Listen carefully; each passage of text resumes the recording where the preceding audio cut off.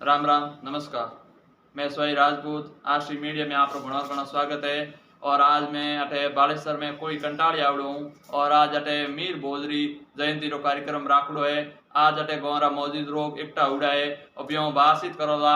मारे साथे राणा साहब प्रताप सिंह जी और डॉक्टर माधु सिंह जी इंदा है जगह पहला भी अटे इंदा प्रत्यार वंश बारे में विवरण किताबों में लिखियो है। आज मुझे मिलने हूँ खास मुलाकात आप साथे शेयर करूँगा। आपने वीडियो कड़ो कहीं लाग्यो वीडियो ने जरूर लाइक समर्थन दिया आप रो और चैनल ने सब्सक्राइब करिया और हमारे साथ जुड़िया रिया। मैं और भी अटे गांव री कला संस्कृति वीडियो आप साथे लातो रमदा। जय जोधना जय रास्ता। मुख्य अतिथि सत्य राणा साहब प्रताप सिंह जी, गांव के मौजूद और इस मंदिर के निर्माण में जिनकी महत्वपूर्ण भूमिका रही है कान सिंह जी। इस गांव के सारे जो आयोजक हैं कुई के धन सिंह जी, सारे लोग जो कुई के विराजमान हैं और इस जमीन के दानदाता भंवर सिंह जी और सभी नई पीढ़ी और पुरानी पीढ़ी के समाज बंधुओं। मीर भोज एक ऐसा व्यक्तित्व रहा है केवल अपने ही यहाँ भारतवर्ष में नहीं विश्व के इतिहास में भी ऐसा दूसरा उदाहरण नहीं मिलता है। मीर भोज प्राचीन काल का वो स्तंभ है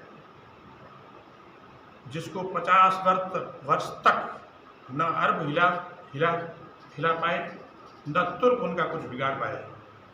40 युद्ध लड़े इस आदमी ने और 40 युद्ध लड़ने के उपरांत भी सारी बातों को समायोजित करते हुए उसने जो है किसी भी विधर्मी को अपने देश में नहीं आने दिया। मुल्तान की घटना ले लीजिए, बंगाल की घटना ले लीजिए, इन सारे व्याहों के भीतर भी मीर भोज ने अपनी अलग पहचान बनाए रखी। और मीर भोज ने क्षत्रिय कुल के केवल रक्षक नहीं रहा, उस समय के केवल प्रजा का संरक्षण भी नहीं किया उसने देश के अस्तित्व को बनाए रखा। नहीं तो देश कुछ और बदल जाता। भारत सोने की चिड़िया वाला देश केवल मीर भोज के काल में था। चंद्रगुप्त मौर्य, समुद्रगुप्त, इन सब ने अपने अपने प्रयास किए लेकिन मीर भोज का समकक्ष कोई नहीं कहलाया। उनसे तुलना करते हैं दुनिया लेकिन उनका तुलनीय वो नहीं है। मीर भोज ने जो काम कन्नौज में किया, जो काम उज्जैन में हुआ, जो काम ग्वालियर में हुआ, जो काम इस दूर दराज के इलाके में हुआ, ये दूसरा कोई इतिहास का सम्राट नहीं कर पाया है। इसलिए मीर भोज की जयंती आज पूरे देश भर में मनाई जा रही है। अपने यहाँ भी ये प्रारंभ हुआ, अपनी थड़ी है और थड़ी में इस तरह के वंशज जो नई पीढ़ी के लोग हैं जो इतिहास को लगभग भूलते जा रहे हैं, लेकिन वो इस कार्यक्रम को इस कंटाले जैसे गांव में आयोजन कर रहे हैं। ये बहुत बड़ी मीर भोज की अपनी उपलब्धि है। अगर अपनी नई पीढ़ी, अपने ही लोग अपने पूर्वजों को याद नहीं करेंगे तो कौन करेगा? अपन ही अगर कुल देवी की पूजा नहीं करेंगे तो अपनी देवी को दूसरा कौन पूजा करेगा? इसलिए सबसे पहला अपना धर्म बनता है कि हम उनके वंशज हैं। इसलिए जो है सबसे पहले मीर भोज का हम स्मरण करें। आज 18 तारीख को मीर भोज से इसलिए जोड़ा गया है कि कम से कम पूरा देश एक स्वर में आवाज़ उठाए।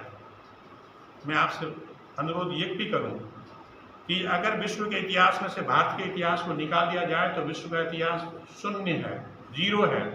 अगर हिंदुस्तान के इतिहास में से अगर राजस्थान का इतिहास निकाल दिया जाए तो इतिहास शून्य है, और राजस्थान के इतिहास में से मेवाड़ और पश्चिमी राजस्थान के इतिहास को निकाल दिया जाए तो शून्य है। इसलिए इतिहास जो है वो अपना है।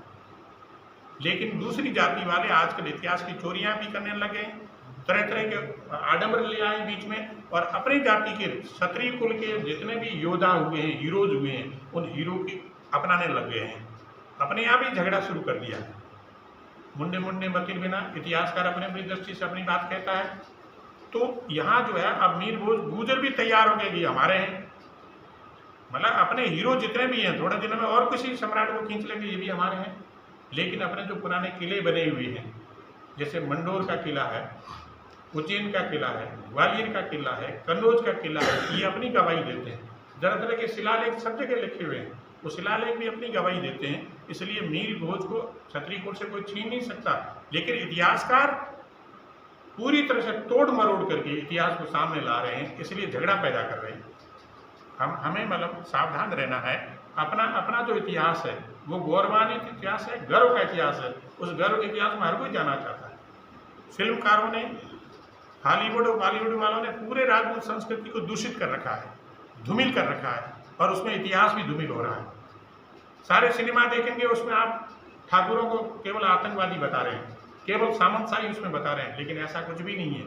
किसी भी गांव में एक भी राजपूत था तो उसने रखवाली की है, उसने उड़ता तीर लिया है और उड़ता तीर लेकर के खुद को खत्म किया है। इसलिए जो है सब जगह रक्षक कौन है? केवल राजपूत है। राजपूत केवल कटने काटने के लिए पैदा नहीं हुआ है, लेकिन वो क्षत्रिय कुल का होने के नाते वो ये कर रहा है कि नहीं, मुझे अपने ही वंशज की